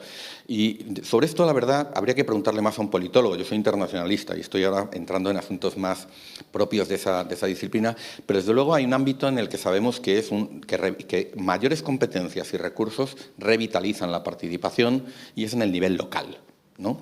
Y parte de la agenda de desarrollo, parte de la agenda de vinculación de la sociedad, de los individuos con la sociedad, pasa por el nivel local. Todo lo que es la agenda de los ODS ha de localizarse. Y un problema muy serio que tenemos en el conjunto de la región, y también en otros lugares, es que los ayuntamientos, los municipios, no tienen ni las competencias ni los recursos para hacer todo aquello que se requiere y que podrían hacer. Entonces, un cambio en el régimen municipal, también probablemente en materia de gobierno regional, pero especialmente en el gobierno municipal, en cuestiones como medio ambiente, calidad de vida, saneamiento, en cuestiones que además están muy cercanas a la ciudadanía, seguridad ciudadana. Muchas veces dependen de políticas estatales, los municipios no tienen ni las competencias, ni mucho menos los recursos, y sin embargo sí hay soluciones a nivel local, ¿no?, que son útiles. Una verdadera gobernanza multinivel requeriría una profunda reforma y otorgar más poder a ese nivel de gobierno, y desde luego yo creo que esto podría, no necesariamente, pero podría revitalizar la participación ciudadana y acercar a la ciudadanía con la acción de gobierno, mejorar la responsabilidad, la rendición de cuentas, etcétera, etcétera. Eso es lo que puedo decirte. Bueno, segunda cuestión, se han hecho unas consideraciones sobre casi, yo diría, de filosofía política, Fran, sobre la integración económica. Desde luego, los que trabajamos en integración regional en América Latina, ¿no?, consideramos que la integración de los mercados es necesaria, ¿no? Es decir, entre otras cosas porque además una característica de muchas economías latinoamericanas, y viene de viejo, de antiguo, es que se caracterizan por ser altamente oligopólicas, ¿no?, en donde muy pocos grupos económicos controlan sectores muy importantes de la economía, y han vivido muy bien, y en algunos casos siguen viviendo muy bien, detrás de fronteras relativamente protegidas y de mercados relativamente protegidos. Entonces, ponerles a competir para que tengan que reinvertir los beneficios en ser más eficientes y competitivos, en vez de, permíteme que lo diga de una manera un poco directa y brusca, en vez de obtener rentas extraordinarias para sacarlas a Miami o meterlas en el circuito financiero, pues la integración económica sigue teniendo un papel muy importante. Ahora, la integración económica, ya en los años 60, Jan Tinbergen, un teórico, decía que hay dos agendas de la integración. Esto también lo contaba Friedrich Scharpf cuando hablaba de la integración europea, lo que llamamos integración negativa y positiva, y no es buena y mala, no. Integración negativa es la eliminación de barreras a la circulación de factores, las 4 libertades en las que se basa, por ejemplo, nuestro mercado interior, ¿no?, que son necesarias. La integración positiva es la construcción de instituciones y de políticas activas, ¿no? Y esto es muy importante, porque significa dar a los poderes públicos, ¿no?, mayor capacidad regional para hacer las transformaciones estructurales necesarias, ¿no?, para generar infraestructura, para invertir en educación, no hacerlo solo a nivel nacional. Entonces, siempre reivindicamos, en América Latina como en otras partes, una integración una agenda negativa que elimine barreras, pero una agenda positiva de construcción de instituciones que permitan gobernarnos a nosotros mismos y que permitan hacer cosas que se necesita para hacer. Los mercados son, digamos, dinámicos, la competitividad se genera, la productividad aumenta y los salarios y las condiciones de vida también mejoran si adoptamos políticas en ese nivel. Y una última reflexión, la integración regional tiene que servir a América Latina como a Europa para tener lo que en ciencias sociales llamamos agencia, es decir, capacidad de actuar en el plano internacional. De hecho, que la Unión Europea pueda tener un papel con América Latina en los asuntos de ambas regiones, en los asuntos mundiales, depende en gran medida de que América Latina tenga agencia. Antes lo ha señalado el director del curso, Ramón Jáuregui, de una manera muy clara. Necesitamos a la CELAC, como también la región necesita la CELAC para sí misma.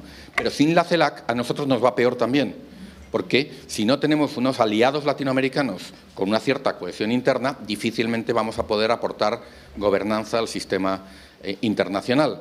Y le dejamos el campo abierto, ¿no?, a las potencias externas. Fijaros en este dato, ¿no? Durante mucho tiempo fuera a través de UNASUR, de CELAC, pero América Latina se dio una mayor capacidad para resolver por sí misma sus propios problemas. Ahora lleva varios años este ciclo de gobierno de derechas y no estoy haciendo con esto bueno a UNASUR o a CELAC, pero desde que se ha decidido desmantelar cualquier organismo, cualquier plataforma de concertación regional, la región ha perdido agencia, está siendo menos actor y está siendo tablero. ¿Tablero de quién? Pues de los estadounidenses, de los chinos e incluso de los rusos. Parece ahora que para resolver el problema de Venezuela, América Latina, como bien se decía antes, ha creado una cosa, que es el Grupo de Lima, que actúa a remolque de los Estados Unidos, es decir, no actúa, ¿no? Y en realidad hay que estarle pidiendo permiso o ayuda a los estadounidenses, chinos y rusos, cuando en otros momentos de crisis muy profunda, tan o más polarizada, como fue la crisis de los 80 en plena Guerra Fría, la región cedió a sí misma una capacidad de agencia a través de la actuación regional concertada, que ahora lamentablemente está ausente. Bueno, la última reflexión respecto a lo que Erika ha señalado. Tienes toda la razón, y esto es algo habitual en estos seminarios, ¿no?, en los que intervenimos, pues hacemos generalizaciones, porque no nos da tiempo, y además tenemos que hacer el ejercicio de identificar las tendencias generales, los rasgos generales, pero efectivamente muchas veces los matices y las diferencias son claves. Así que yo te agradezco mucho esta reflexión, porque sin duda tenemos que entender las diferencias que hay dentro de la propia región y también con la experiencia histórica de otros, ¿no? Y tus observaciones sobre las clases medias pues son muy pertinentes, son muy distintas a las nuestras, por razones porque se han gestado en momentos históricos distintos. Clase media no solamente es una cuestión de renta, hay quien hizo una definición muy elemental diciendo clase media es cuando tienes $4.000 de renta per cápita y sabemos, hay muchos estudios empíricos que a partir de ese momento las familias empiezan a comprar coches. Entonces, sí, autos. Entonces dice, bueno, esto es más complicado. Nuestras clases medias en Europa son el resultado de una acción de gobierno, de un papel redistributivo del Estado y de unos pactos sociales que se gestan en la posguerra. Las clases medias de América Latina surgen en un contexto muy distinto. Efectivamente, en ausencia de esos factores y en un contexto como es el latinoamericano, son mucho más individualistas, tienen mucha menos confianza en el Estado, son también más vulnerables, ¿no?, tienen una vinculación con la economía, ¿no?, diferente por niveles de formalización del empleo a la que existe en Europa. Entonces, todos esos matices son importantes para entenderlo. Un último elemento. Yo sí creo que los estudios universitarios siguen siendo un marcador para las élites latinoamericanas, no ya la educación pública generalizada, y esto no hay más que verlo. Es decir, la concepción de la política que existe en América Latina como en otros sitios es que solamente los muy cualificados pueden ser gobernantes, ¿no? Entonces, cuando aparece un Lula que no tiene estudios, aun habiendo sido un magnífico presidente, pues como que se le mira así, hay que tener, parece, un máster en Harvard, ¿no?, para estar cualificado para ser gobierno. Y hay una concepción muy aristocrática y muy poco democrática de la política, ¿no? Y al final esto se convierte, los estudios, más que tener el valor en sí, para las élites latinoamericanas se convierte en un elemento distintivo de autolegitimación para la perpetuación como élites en determinadas instancias de poder que han tenido capturadas desde hace muchos años. Erika, no sé si vas a responder a los comentarios que le ha hecho o complementarlos, porque la verdad que da juego para mucho más. Sí, da juego para mucho más. Hay muchas preguntas y además algunas muy concretas. Voy a intentar responder por orden las preguntas que se han hecho. El voto de castigo no es mi tema, con lo cual, si soy sincera, no lo he seguido, pero también me temo que hay que esperar un poco más para ver cómo se responde a este cambio de siglo, que es donde se han dado la mayor parte de los pactos. Otra cosa sería verlo a nivel local, que es donde ya han gobernado, ¿no? Pero eso ya toca entrar en la intimidad de los países y ahí ya se me escapa un poco en mi caso. El caso que mejor conozco, que es el de Colombia, no ha habido por ahora un voto de castigo ni se está manifestando una amplia disenso con lo que está haciendo el presidente, que en buena parte digamos que asumió la confluencia de votos evangélicos. Pero es lo que te digo, no tengo suficientes datos. Cuanto a la solidaridad vertical que mencionabas, ¿no? Yo disiento, la solidaridad vertical no es una solidaridad asistencialista, la solidaridad vertical es pagar impuestos. Por ejemplo, los impuestos son un sistema de solidaridad vertical. Entonces, el papel de las élites que entiendan que no es solamente defender sus privilegios, sino que el bienestar de la sociedad es bienestar para ellos, eso es solidaridad vertical. Lo que hace Europa, por ejemplo, con los inmigrantes no es solidaridad vertical, ¿no? Cerramos la frontera y los pobres que no entren. Y eso es lo que pasa en América Latina, ¿no? Nos hacemos la urbanización privada, la cerramos, le ponemos guardias en las puertas y entonces ya no entran los problemas. Y vivimos en nuestra burbuja. La solidaridad vertical tiene que entender, y yo apuesto porque la política justamente tendría que ser eso, construir solidaridad vertical en la que pagar impuestos es bueno para todos, en la cual hacer política social y políticas públicas para todos es bueno, no política asistencialista. Entonces yo en ese sentido difiero de esa solidaridad vertical. Y yo ponía las dos, ¿no? la importancia de las dos solidaridades, vertical y horizontal. Hay que entenderse que con los pares hay que tener una solidaridad que suele ser mecánica, pero también una solidaridad para arriba y para abajo, porque si no, no construye sociedad. Y esa es una de las claves de este problema. En cuanto a Uruguay, yo creo que ese plebiscito que se plantea es justamente un reflejo, y además muy grave que sea en Uruguay, ¿no? Es que nos chirría de todo que sea Uruguay el que hace un plebiscito para bajar justamente la edad penal. Primero, porque la evidencia nos demuestra que eso no cambia nada. Segundo, porque ese tipo de procesos suelen ir a remolque de casos mediáticos, no realmente de problemas generalizados. Entonces, me acuerdo en España el caso de Sandra Palo, que los autores del crimen fueron menores de edad y generó todo un revuelo, pero ese caso no es representativo de lo que hace toda la juventud, y al contrario, sí criminaliza. O sea, tú metes a cárcel a alguien a los 14 años, pues entra antes a la escuela del crimen en América Latina, porque las cárceles no son procesos de resocialización, y eso no se está planteando en el referendo, evidentemente, solamente es un proceso punitivo. Entonces, para mí es especialmente dramático que sea Uruguay, que es uno de los países más sólidos y con mayor nivel social, que el que esté planteando eso. Ya no te quiero contar en el resto lo que viene, ¿no? Sí, en el caso de la educación, voy a enlazar con lo que decías hace un momento, ¿no? La educación es especialmente importante, son países en los que se le da mucho peso a la educación, las élites, tú miras los currículos de los ministros y los viceministros en Colombia, todo el mundo ha pasado por Harvard. Hay doctorados, y eso quiere decir que seamos una sociedad mejor, más meritocrática, no. Es que tú vas a Harvard porque tus papás tuvieron con qué pagártelo en buena parte. Puedes haber estudiado mucho, ser muy buena niña, todo lo que quieras, pero tuvieron con qué pagarte las clases de inglés, ¿no? Llegar a ese nivel, haber hecho una educación de calidad. Y eso el problema no es solamente la educación, yo hablaba de socialización.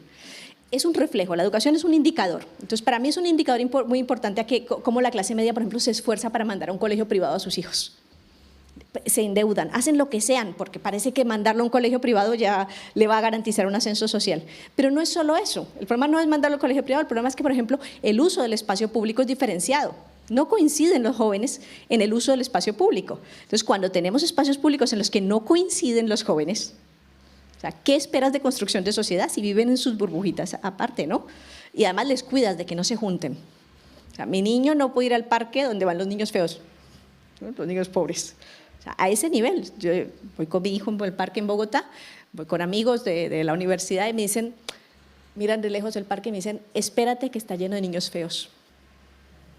Niños feos.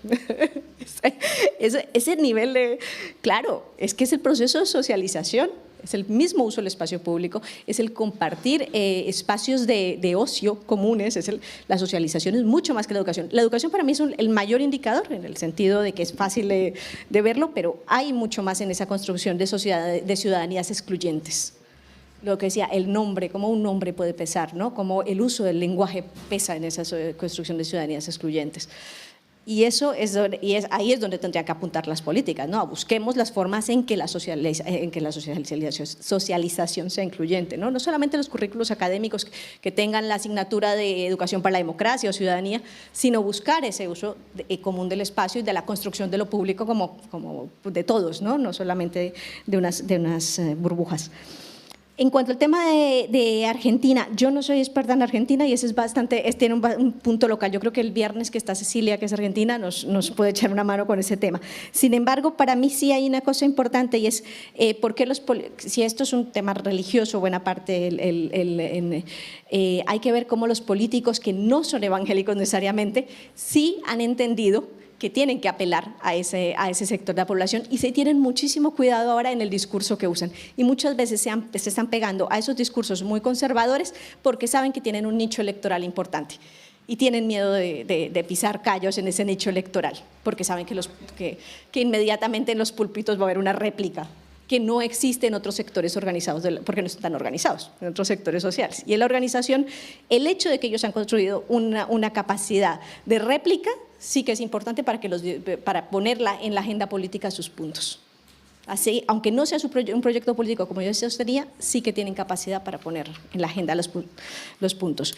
Hay una cosa importante, tú ya creo que resolviste, José Antonio, la parte de la integración. Yo creo en la integración, pero que la integración no solamente tiene una vertiente económica. Y hay una cosa que habría que añadir, es que ¿por qué España fue capaz de crear las instituciones que creó cuando se unió a la Unión Europea? En su afán a unirse a la Unión Europea, ¿no? Una agencia tributaria que nos guste más o menos, es fuerte. Todas estas instituciones se hicieron porque el proceso de integración implicaba tener esa serie de instituciones, ¿no? Entonces hay un peso que es importante. Y lo otro hay que tener en cuenta las remesas sociales, el aprendizaje que hay. Y cuando los factores van de un sitio a otro, los factores, y no solamente hablo del capital, los trabajadores aprenden culturas políticas y aprenden usos sociales. Entonces el trabajador que puede ir de un lado a otro, pero lo bueno se termina por contagiarte o por lo menos en crearte una duda, ¿no? Pasa mucho y yo creo que hay un ejemplo muy interesante con los temas de género. La migración es una forma en la que las mujeres entienden que hay una forma distinta de vivir, ¿no? Y lo terminan exportando a sus países. Entonces, ahí yo creo que no tenemos que descuidar que en la integración hay otras claves que no son únicamente las económicas y que son las que también deberían potenciarse en cierta forma. Una integración que es meramente económica pues puede resultar en expolio, como señalaba él, pero no tiene por qué serlo porque tiene que tener otro componente. La Unión Europea es cuidadosa en eso. La Unión Europea, por eso son acuerdos más amplios, ¿no? No solamente el acuerdo económico. Y en cuanto a lo que decía Erika, pues sí tienes toda la razón, evidentemente, generalizamos, pero también, ojo, como la expansión y esa de la clase media en América Latina es relativamente reciente, pues nos referimos a la mayor parte de ella, ¿no? Como esa nueva clase media, pero lo que decía José Antonio, hay un proceso histórico que es distinto, es que no nacen de un estado del bienestar, no nacen de un reconocimiento político, o sea, y de una lucha de los actores, diferentes actores políticos, no, aquí nacen de la posibilidad que se dio a través de que con el recibo de la luz tú puedas comprar electrodomésticos, ¿no? Es lo que se paga el electrodoméstico a la vez que pagas la energía y que puedas acceder a un coche porque te dieron ventajas. Y eso es lo que les consolidó como clases medias, el acceso al consumo. ¿Por qué? Porque el modelo político también favoreció esto y aquí tenemos que hacer una crítica al giro a la izquierda. Porque en el giro a la izquierda no se construyeron sistemas laborales mucho más estables, protegidos, redes de protección social, no, se permitió consumir más. Entonces los brasileños mejoraron su nivel de vida porque compraron más coches, ¿no? Y los colombianos empezaron a viajar fuera del país, consumían más. ¿Es eso una clase media? Ni ciudadanía. Claro, que estamos hablando de procesos históricos muy distintos. Tú apelas al cambio en valores. A mí lo de valores siempre me ha parecido un concepto peligroso, ¿no? Porque los valores… ¿Qué es un valor, no? Yo me acuerdo que en los años 80 en Colombia los narcotraficantes eran emprendedores. Carlos Leder en su momento fue un emprendedor, ahora está pagando hace… Claro, pero no, hoy en día no. Yo no creo que después de la vivencia del narcotráfico y todo el coste humano, ya por eso ha disminuido la visión del narcotraficante como un emprendedor, cuando en su momento inclusive estuvo legitimada por algunas instituciones, ¿no? ¿no? Y el Banco de la República tenía la ventanilla siniestra que te hacía el cambio para que tú no tuvieras que molestarte en lavar divisas de formas extrañas. Entonces, pero claro, aquí hay que ver que la construcción histórica de las clases medias pesa muchísimo. Entonces, ¿quién se considera clase media? El que puede consumir, que es un problema, sí, pero es que políticamente no hemos hecho otra cosa para construir ciudadanías. Y por otro lado, vamos a ver lo que son los valores. Si esa clase media antigua tenía unos valores más fuertes que la nueva, ¿no? Si estaba más basada en el esfuerzo o en la solidaridad, yo lo pondría en duda. Sí, no, tampoco hay… Sí. Otra cosa que sí, que esas economías ilegales hayan penetrado, que ese modelo neoliberal, porque aquí lo vamos a hablar, es que estos son democracias neoliberales. Y eso es una de las cosas que no hemos enseñado, pues son democracias neoliberales donde los valores neoliberales son los que han construido esa idea de ciudadanía muy limitada. Individualista y todo eso, sí. Sí. Muchas gracias. Tenemos unas preguntas, nos quedan todavía 16 minutos. Por ahí atrás, ¿te presentas? Vamos a intentar ser un poco más ágiles en las preguntas y las respuestas, porque si no, no nos da tiempo a todos a participar. ¿Escucha? Sí, vale. Sí. Hola, soy Marcos, soy profesor en la Universidad de Santo Tomás en Manila. Más o menos quería hacer una crítica pregunta que ha quedado parcialmente respondida en una de las intervenciones anteriores. Lo que he visto ha sido un análisis de las problemáticas sociales, económicas y políticas en Latinoamérica, y la pregunta crítica es, ¿y desde Europa qué hacemos? Me explico. Si, por ejemplo, establecemos relaciones comerciales donde quedan muy explícitas, muy claras los términos económicos, los términos de cantidades, etcétera, pero las condiciones laborales, las condiciones de venta, las condiciones de producción quedan en un segundo plano, no se supervisan, se olvidan, en el fondo estamos alimentando estas situaciones y estas problemáticas. Y no solo eso, también podemos alimentar una narrativa del neocolonialismo y podemos alimentar un nacionalismo populista tanto de izquierdas como de derechas, ¿no? Entonces, no me voy a alargar más, pero la impresión que me da es que ha habido un hay que, incluso a veces un tienes que, ¿y yo qué hago para ayudarte?, ¿no? Supongo que parte de la respuesta irá por entender la complejidad de la geopolítica internacional ahora, con actores como Estados Unidos, China o Rusia, que bueno, hacen competencia y en cierta manera tampoco favorecen una mejora de estos tratos comerciales más justos y más sociales y con unas condiciones laborales aseguradas. Pero tampoco es una respuesta que me termine de convencer. Lo dicho, hay que, pero ¿y yo qué hago para ayudarte?, ¿no? Creo que además aquí estamos precisamente para establecer ese contrato social Europa-América Latina. Muchas gracias. Queda clara la pregunta y el comentario. Por ahí, ¿te presentas, por favor? Hola, buenas. Yo me llamo Carmen y soy estudiante, y mi pregunta va para Erika. Era porque, bueno, habéis presentado bastantes estadísticas que demuestran que hay una disminución en la satisfacción de la población con las instituciones democráticas, ¿no? Y también vemos que hay un aumento en la desconfianza por parte de la población en las instituciones democráticas. Entonces, mi pregunta es en cuanto a las políticas públicas, o sea, ¿qué tipo de políticas públicas creéis que se debería de tomar desde el Gobierno para aumentar la confianza en las instituciones democráticas? Muchas gracias. Irene, ¿querías hablar o no? Tú, vale. Hola, buenos días, me llamo Juan. Yo creo que hemos tratado un poco el tema, pero me gustaría que profundizáramos sobre esa relación entre la sostenibilidad fiscal, el estado de bienestar y la clase media. El profesor Sanahúja ha hablado que quizás una de las razones de que no se haya consolidado esa clase media es del individualismo de la sociedad, y la profesora Erika también ha hablado del hecho de que el Estado, de lo que se esforzó simplemente es dar capacidad de consumo a la sociedad. Y yo me gustaría preguntar o que profundizaréis sobre qué ha pasado, por qué no se ha logrado una sostenibilidad fiscal cuando la clase media latinoamericana ha crecido de manera tan exponencial. Muchas gracias, Juan. Muy concreto. Tenemos por aquí a Andrea. Creo que quieres decir también algo. Sí, gracias. ¿Te presentas? Porque todavía no te conocen. Ahí está. Andrea, de Oxfam, y voy a tener la oportunidad también de hablar, pero no podía resistirme. Intentar ser muy breve. Bueno, primero reforzar lo que dice el colega, ¿no? Yo creo y tiene que ver más con la primera mesa, que a ratos pasamos todas las responsabilidades a los estados latinoamericanos, y en el marco de incentivos que creamos como comunidad internacional creo que es muy importante saber y ser conscientes que estamos en esos pactos comerciales a veces reforzando ese rol de región que tiene una manera de insertarse en la cadena global de valor, ¿no? Una región muy extractiva y una región de mano de obra barata. Y, por tanto, los incentivos que podamos dar en esos marcos de relación nosotros son muy importantes. Entonces, ahí quería reforzar porque me he quedado con las ganas en la primera parte. Sobre este panel, que me ha parecido muy, muy sugerente, y agradezco a los dos colegas, un par de comentarios. Cuando estamos hablando de la permeación de la Iglesia evangélica y del movimiento antiderechos en la política latinoamericana, tendemos a vincularlo mucho a partidos y a fuerzas conservadoras. Pero ojo, porque creo que es bastante transversal y hemos visto que los pactos y las alianzas no solo se han dado con partidos y fuerzas conservadoras, sino que también se han dado con partidos y fuerzas de izquierdas. Por tanto, creo que sería un error solo vincularlo a eso. Me parece que es bastante transversal, ¿no? Esos nuevos liderazgos.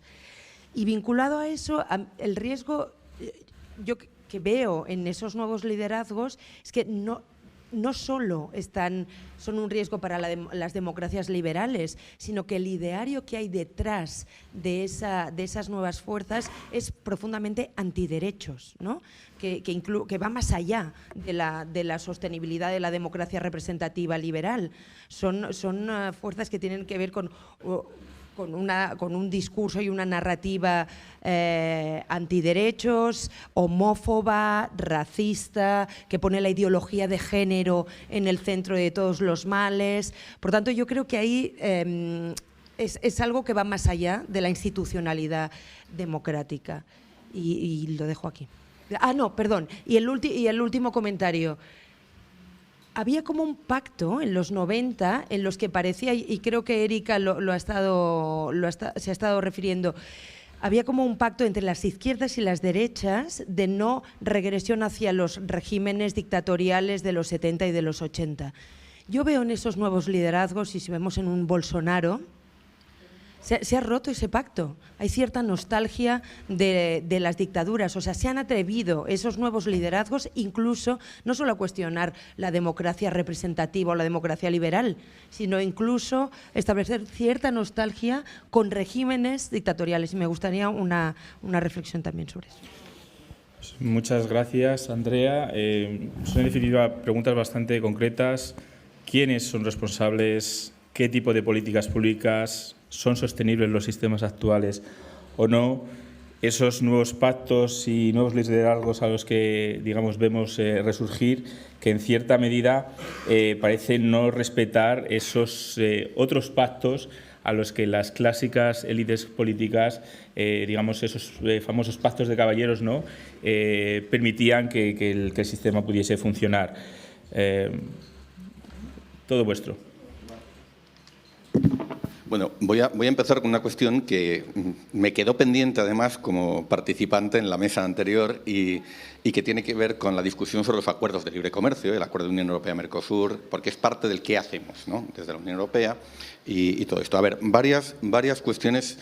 Esto requeriría casi un seminario por sí solo, pero muy rápidamente unos titulares. Primero, ¿no?, los acuerdos de asociación, los acuerdos de libre comercio pueden reforzar o no, pero no son responsables de la especialización de América Latina en los productos primarios y del extractivismo. El extractivismo es anterior, muy anterior, y es distinto, ¿no?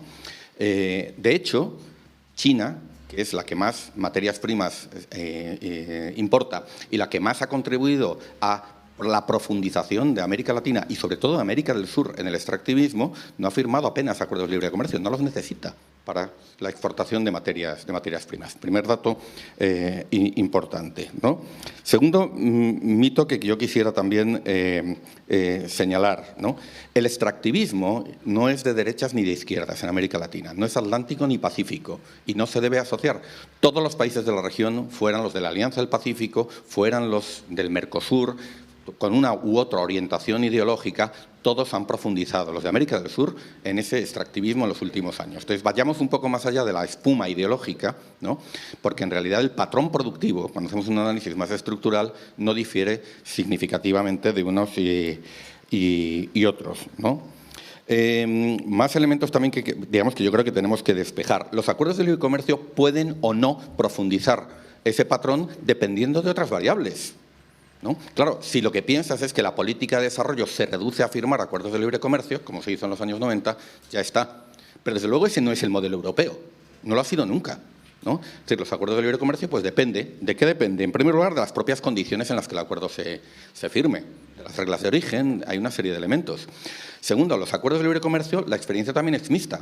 Es decir, hay acuerdos de libre comercio en los que, digamos, en vez de haberse favorecido las ventajas comparativas estáticas, lo que se ha promovido son ventajas competitivas dinámicas y se han mejorado los encadenamientos productivos.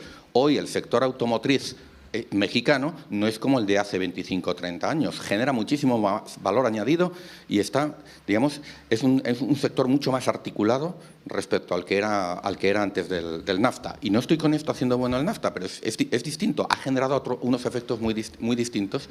Y México ya es un país mucho más industrial cuando al inicio de ese proceso era un país prácticamente primario exportador, ¿no? Petróleo, efectivamente. Entonces, ahí tenemos una experiencia distinta. Cuidado, eso no hace bueno el acuerdo. ¿Qué puede marcar la diferencia? Las políticas activas.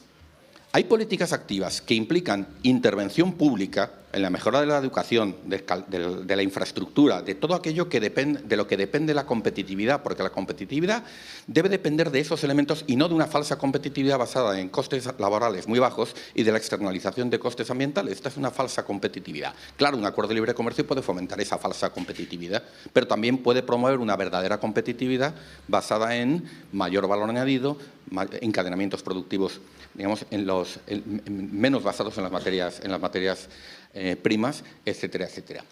Y esto depende, de nuevo, de las políticas activas que se adopten. Y eso lo tienen que hacer los propios países que firman los acuerdos de libre comercio. Y lo que tenemos que pedir también es que la cooperación europea, que es un componente importante de estos acuerdos, contribuya a ello. Ahí tenemos una agenda de trabajo. No es blanco ni negra no es blanca ni negra la cuestión. Un último apunte. La generación de acuerdos de libre comercio, la última generación de acuerdos de libre comercio y de asociación que la Unión Europea está firmando en América Latina, tiene un capítulo de sostenibilidad mucho más fuerte que el que tenían a finales de los 90. Cuidado, que no es el óptimo, que todavía hay que seguir trabajando en ello, pero no son comparables. El capítulo de sostenibilidad hoy es muchísimo más fuerte que en el pasado. Eso sería la primera cuestión. La segunda, sobre las finanzas públicas, esto requeriría casi otro seminario, pero muy brevemente, ¿no? Para que esas políticas activas se puedan implementar, se requiere de unas haciendas en América Latina que recauden más.